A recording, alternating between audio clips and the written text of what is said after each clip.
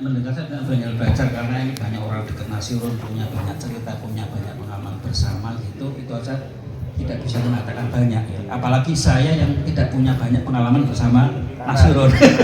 Jadi lebih tidak punya kata-kata ya. Tapi sejak awal Nasirun meninggal itu saya pertanyaan itu kok indilalah saya ini yang ditakdirkan ketika harus doa ketika di makam ya, memimpin tahlilan ketika habis dimati itu nggak sengaja, nggak ada rencana, dan saya nggak pernah punya pikiran tentang Nasirun. Jadi saya nggak pernah memikirkan Nasirun siapa, bagaimana gitu, saya nggak punya ya. Tapi kok ditakdirkan saya yang ditunjuk doa di makam, ternyata nggak ada persiapan berarti siapa sambutan itu nggak ada terus saya doa. Dan malam ini juga kembali saya memimpin tahlil 7 hari. Jadi saya tuh berpikir apa hubungan saya dengan Nasirun gitu, kok takdirnya seperti ini. Terus saya sambil mikir, terus saya ingat kapan pertama kali saya ketemu Nasirun ya, dan kenal ya. Yang sejauh saya ingat mungkin Anzib ya, yang membawa Nasirun ke Pondok Kaliopak itu awal-awal ketika kita mau mulai itu pameran itu, kita waktu itu bikin kongres atau muktamar ya, kebudayaan pesantren. Dan itu mungkin pertama kalinya di dunia ada pameran pesantren, pameran lukisan di pesantren di Pondok Nasional lintas agama yang buka Rike, yang masih saya tuh nggak ngerti lukisan, nggak paham, nggak ngerti dunia lukisan macam-macam. Nasirun itu ikut pameran itu dengan membawa beberapa karya. Salah satu yang fenomenal itu dia beduk. Itu saya kaget itu. Bikin beduk baru, pesen ulangnya itu sampai masih basah itu. Itu beduk itu dilukis itu. Ya Allah, saya tuh full itu kayunya itu ya dilukis, diukir, ulangnya itu ya dilukis maksudnya itu, dan Nasirun. Dan judulnya itu Tenara. Ini saya nggak tahu Tenara. Lurah Pondok.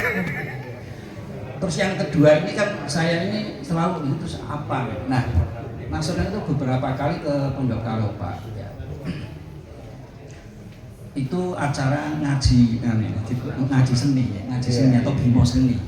Ya, bimo seni, dan beberapa kali temanya lukisan. Jadi ada lukisannya Sangat Gundono, yang kedua lukisannya Nasirun sama Odalvi waktu datang ngaji seni. Jadi ini di Pondok Kaliopak jadi ngaji tapi temanya itu seni. Dan yang saya kemudian tahu berarti Nasirun itu begini, itu dalam proses diskusi ngaji seni itu memang pada akhirnya saya jadi yakin bahwa kemudian seni itu jalan untuk kenal Allah.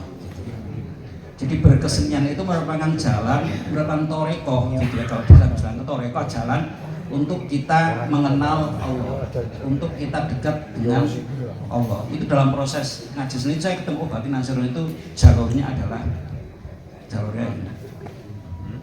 Yang ketiga itu terus ini ya, tadi saya dengar cerita-cerita itu yang kita kenal selama ini kan tokoh nasional tentang yang menghidupkan seni rupa nasional itu Bung Karno, itu yang menjadikan lukisan seni rupa sebagai diplomasi kebangsaan, nasionalisme ya. Nah, yang saya temukan justru Nasirun itu mungkin tokoh yang kalau Bung Karno itu nasionalisme yang mercusuar antar negara gitu, tapi Nasirun tampaknya kemudian menjadikan seni rupa itu bukan semacam seni yang alat tukar ekonomi uang ya, tapi kemudian seni ini menjadi alat tukar jabat tangan, silaturahmi, penghubung dengan semua kalangan. Dan ini seni itu menjadi alat tukar sampai kemudian ya, saya nggak di sini aja Pondok Kaliopak itu dicatat pernah oleh sejarah satu-satunya pesantren menyelenggarakan pameran lukisan itu karena support Nasirun ya. Nah, jadi cuman dorongan Nasirun yang tidak berhasil saya tangkap dan saya wujudkan itu mendorong saya untuk bisa menjadi penjual lukisan, nggak bisa. Saya menyadari berarti Nasirun dulu ngasih lukisan ini itu supaya dijual, tapi saya jadikan pusaka gitu ya.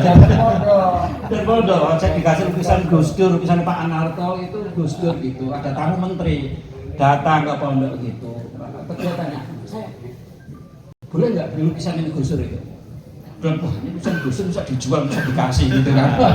Jadi enggak, ini saya pusaka gitu. Masa cerita Nasirun, wah bodoh kamu ini. Lukisan itu gampang jual gitu. Waduh, saya mungkin maksudnya menteri itu mau ngasih nyumbang pondok, tapi gimana caranya membeli lukisan? Saya nangkapnya itu karena pemberian Gus Dur jadi pusaka nggak boleh jual. Jadi salah saya. Kelemahan NU.